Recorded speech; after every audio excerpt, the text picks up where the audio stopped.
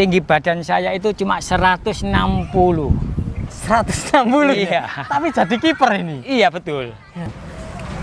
Dengan tinggi 160 Cak, tinggi gawang itu 244. Apa yang membuat sampean pede dan apa ya, yakin dulu memutuskan jadi kiper itu?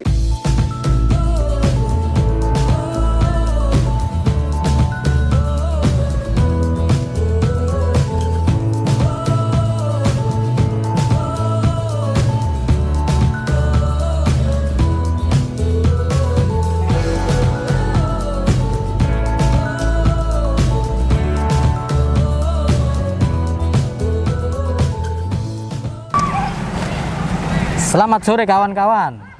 Kenapa sore? Karena sore adalah waktu yang menyenangkan untuk bermain sepak bola.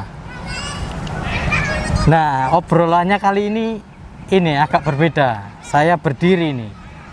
Kenapa saya berdiri? Karena saya mau menunjukkan keistimewaan sosok di samping saya ini. Yang berada di samping saya ini Cak Riono, mantan kiper Persibaya. Bener mantan kiper Persibaya? Betul Mas, saya mantan penjaga Persibaya. Dari era Piala Utama 90 itu ya Cak ya? Iya, 90. Sampai era 93. 94 terakhir. Perserikatan terakhir itu terakhir. Ya?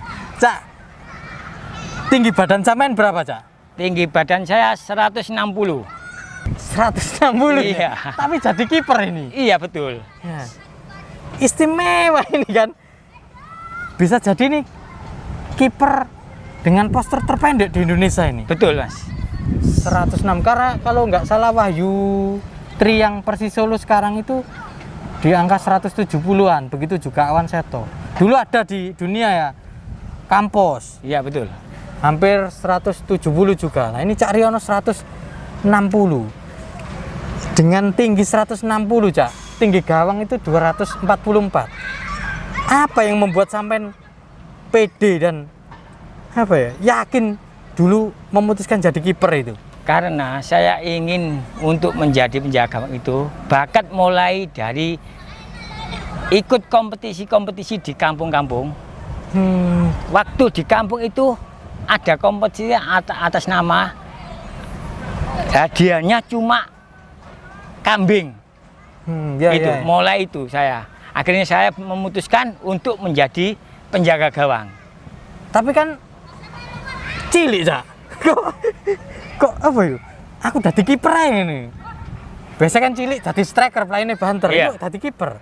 Karena saya ingin menunjukkan masyarakat Surabaya ini loh, kecil tapi penjaga gawang. Untuk saya pede menjadi penjaga gawang, satu, saya punya loncatan tinggi dan penangkapan bola yang lengket. Itu ya, jadi Iya. Jadi yakin memutus aku jadi kiper apa ya? Iya. Lah, dengan ini tadi Cak ya, tinggi 160, gawang sangat tinggi ya akhirnya. Iya. Tentu latihannya ekstra ini. Iya betul. Untuk ngejar Iya. posisi. Apa yang dilakukan Cak Riono agar bisa punya lompatan tinggi itu, proses latihannya? Proses latihan saya setiap hari mulai pulang sekolah, pulang dulu waktu sekolah dulu 11:30 sudah pulang. Saya istirahat sebentar, makan-makan, mulai 1:30 saya sudah mulai latihan. Latihan saya cuma skipping, start pendek, itu aja. Latihan saya cuma itu aja. Terus terakhir saya imbangi untuk ikut latihan volleyball. Oh iya. Nah, Karena kalau volleyball itu saya nggak mau jadi toser. Saya ingin jadi striker. Karena apa? Supaya loncatan saya tambah tinggi. istimewa ini. Itu. Karena ini ya, memukul. Iya, memukul. Waktu itu apa proses latihan skipping, proses sprint pendek itu dimulai SD atau SMP? Mulai SD kelas 6. SD kelas 6. Iya, Ya? mulai SD kelas 6 saya. Karena sudah membulatkan tekad jadi kiper. Iya, betul. Itu. Lah, proses latihan di volley sendiri itu SMP atau SD itu? Saya mulai latihan volley itu SMP. Karena apa? Saya lihat latihan sepak bola untuk latihan kiper ya, khusus latihan kiper ini di sepak bola. Itu sama latihan di volley itu sama, gerakannya sama, loncatannya sama, timingnya juga sama. Kita lo nyemes, kalau loncatan timingnya nggak pas, bola lewat atau nyantol ke net. Ya. Seperti menjaga gawang, kita bola crossing, kalau kita nggak loncat, timingnya nggak pas, pasti juga lepas. Nah itu. Ya. Oh gitu, jadi proses latihan jadi kiper tapi menambah volley. Iya. Kalau bolanya latihan ikut mana? Bolanya saya mulai latihan ikut klub Indonesia Muda, IM. Mulai kelas 6 itu saya. Rodok geser sini, ojo ngadeng-ngadeng aja. Oh, ikut IM dan ikut volley. Volleynya ikut mana? Volleynya waktu itu saya ikut Porpat. Latihannya di Kodam sini. Waktu itu. Nah, Cak, dalam proses perjalanan itu kan, karena Cak Riono, apapun Cak Riono secara postur kecil kan, itu pasti ada orang yang meragukan. Nah, waktu itu ada nggak yang meragukan gini, misalnya cilik kok jadi kiper? Nah, ada yang meragukan itu nggak? Kalau di Surabaya banyak yang meragukan saya. Meskipun saya waktu main di Gelora gitu ya, kipernya kecil, pendek. Kalau saya nggak kuat mental, pasti sudah down. Tapi saya tetap tunjukkan untuk supporter-supporter Surabaya ini loh saya, gitu. Ini loh saya. Kalau saya bola-bola atas, saya nggak takut sama sekali. Waktu bola-bola atas. Bola-bola kalau bola-bola bawah, saya juga nggak takut. Tapi kebanyakan saya masuk-masukkan itu bola bawah. Kalau bola atas, saya sudah menguasai. Karena bola bawah butuh jangkauan juga. Kalau bola atas itu kan saya sudah punya kelebihan loncat dan penangkapan bola lengket. Cak, ketika orang orang ngomong nggak percaya, itu kan menjatuhkan mental seperti Cak Riono bilang tadi, aku mau menunjukkan. Tapi secara pribadi apa yang dilakukan untuk menguatkan mental itu? Saya untuk menguatkan mental, satu, kalau main jangan buat kesalahan, jangan blunder.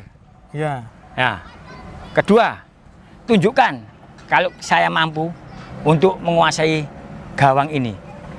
Meskipun bagaimana bola-bola trek, bola atas, saya sudah nggak khawatir sama sekali. Itu akhirnya masyarakat Surabaya, supporter Surabaya akhirnya percaya. Oh iya, Riono itu memang kecil, tapi bola-bola atas dia nggak takut sama sekali.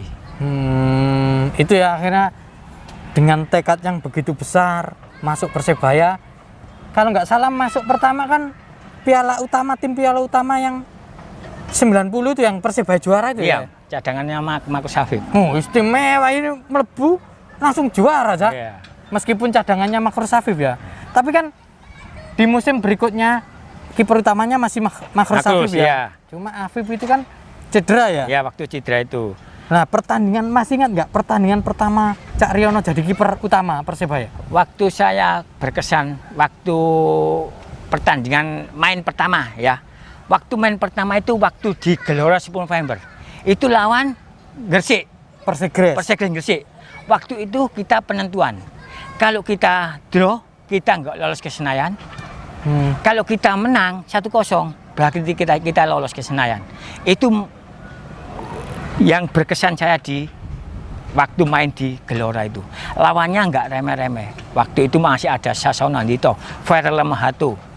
Semua komplit waktu Gresik itu. Itu berarti musim kompetisi 91-92. Kalau pertandingan Persegres itu yang cetak Agus Winarno ya? Agus Winarno yang cetak. Itu kalau nggak salah bulan Februari 92 itu kalau nggak salah. Betul, ya. Dan itu Cak, waktu main pertama itu kan tuntutan seperti Cak Riono tadi bilang bahwa Persebaya harus menang. Ya. Berarti nggak boleh kebobolan. Iya, betul. Ada apa ya? Tip khusus nggak waktu itu, atau ada orang yang ngasih mompa semangat, atau Cak Riono sendiri yang memompa dirinya agar nggak kebobolan? Saya untuk tip-tip itu tidak ada. Saya percaya kalau saya bisa waktu itu, supaya apa? Supaya satu, nama saya bisa tenar. Ya. Dua, kalau ini lolos kita bisa masuk kerja. Oh iya iya iya. Ya. Maksudnya bisa diterima di PDAM ya. Gitu. Waktu mau berangkat ke Senayan, kita minta kerja dulu ke Pak almarhum Purnomo Kasidi. Akhirnya siapa yang mau kerja? Akhirnya minta semua. Akhirnya Pak Purnomo Kasidi itu ngasih memo. Nah, waktu itu saya nggak tahu kalau saya diterima kerja itu. Nggak tahu. Habis waktu di Senayan, saya mama sudah Pak Riono sudah kerja di PDAM. Loh, padahal di PDAM waktu itu saya nggak pakai Ngelamar nggak pakai. Langsung Riono masuk kerja. Waktu masuk aja saya juga bingung. Kerja apa? Kerja di mana? Ruangan saya di mana? Bingung. Akhirnya saya tanya ke personalia. Nah, habis tanya personalia, akhirnya saya dikasih anjuran. Pak Riono tempatnya di bagian penertiban pelanggan. Nah itu ya. Nah di musim berikutnya ya, itu akhirnya jadi kiper intinya Persebaya ya. Iya. Karena Makhrus Afif waktu itu cedera dan memutuskan ya, berhenti. mengundurkan diri ya. Itu berapa musim jadi kiper Saya utama? jadi kiper utama itu 2 musim. 92 93 dan 93 94 Ya, itu ya. 2 musim. Berarti yang 93 94 itu kan perserikatan terakhir Persebaya nomor 3 aja. Betul. Itu kalau nggak salah ada yang fenomenal, Persebaya menang di Makassar ya. Waktu di Makassar main malam itu, wah, mental saya itu mau dijatuhkan sama supporter-supporter ujung pandang. Waktu datang diteror. Waktu latihan di stadion, nyoba stadion dilempari seperti batang-batang tikus. Akhirnya malamnya kita main, kita tunjukkan. Akhirnya kita menang 2-1. Itu waktu itu memang yang sudah nggak percaya waktu itu saya kalau bisa menang. Akhirnya kita menang 2-1. Dan di Senayan akhirnya nomor 3 Nomor itu 3. ya. Persebaya nomor. Itu kenangan indah bersama Persebaya ya. Kenangan indah saya di Persebaya waktu itu ya itu. Karena kita juara 3. Iya iya iya. Gitu. Nah, itu kenapa nggak lanjut waktu Liga Indonesia pertama nggak lanjut? Kalau nggak salah Cak Riono ke Persidikap Kediri ya. Betul. Waktu itu ya. Waktu pertama itu kita cedera ya. Waktu cedera itu Cedera apa ya? kaki dengkul. Oh, lututnya ya. Iya, lututnya saya waktu itu kena waktu terakhir main di Malang. Waktu ambil bola atas kita jatuh. Akhirnya bunyi klak gitu lutut saya. Akhirnya saya memutuskan berhenti. Akhirnya berhenti berapa bulan gitu, ada sekitar 7 bulan atau 8 bulan. Akhirnya kita diminta tolong almarhum Pak Solekan untuk memperkuat Persidikap Kediri. Jadinya dibawa ke Kediri. Iya, waktu itu saya terakhir main di Kediri. Itu langsung atau sempat nolak ketika Pak Solekan datang ke rumah itu? Waktu Pak Solekan datang ke rumah, saya tolak sementara waktu karena saya sudah nggak percaya kalau saya nggak bisa loncat kaki saya. Saya tolak. Tuh karena Pak Solekan maksa, akhirnya saya diajak ke Kediri. Untuk Kediri saya dibawa ke rumah sakit di Rongjon, katanya nggak ada masalah. Akhirnya saya jadi pemain inti Persidikap. Cuma 1 musim aja? 1 musim. Setelah itu balik ke Surabaya? Saat waktu itu sudah selesai balik ke Surabaya lagi. Dan pensiun? Pensiun waktu itu. Langsung mutusin kerja. Fokus di PDAM? Ya, fokus di PDAM. Sampai sekarang masih di PDAM, Cak? Masih sekarang di PDAM. Nah, kegiatan sekarang apa, Cak? Selain di PDAM? Sekarang kegiatan saya untuk melatih di klub Indonesia Muda. Berbakti SSB, pada... ya, sama klub saya. Yang membesarkan saya. Yang mengenakkan saya waktu saya masih di klub, habis itu ke Persebaya. Wah, ini obrolan menarik nih bareng Cak Riono. Cak Riono tingginya 160 tapi jadi kiper, dan jadi kipernya Persebaya lagi. Ini kan istimewa. Berarti kalau saya melihat apa perjalanannya Cak Riono ini menunjukkan bahwa apapun kalau kita usahakan pasti bisa tercapai. Iya, Cak Riono. Betul. Meskipun halangannya seperti Cak Riono, posturnya nggak tinggi, ternyata bisa jadi kiper dan lompatannya tinggi. Cak Riono pernah bilang lompatannya sebelum cedera itu setinggi kepalanya bisa sundul Mister Gawang. Bisa. Cak? Waktu itu memang saya coba.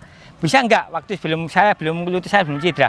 Saya berdiri di atas di bawah Mister, saya loncat gini bisa kepala saya. Sundul Mister. Iya, bisa. Istimewa ini. Bisa, Nah, iya. ini kan.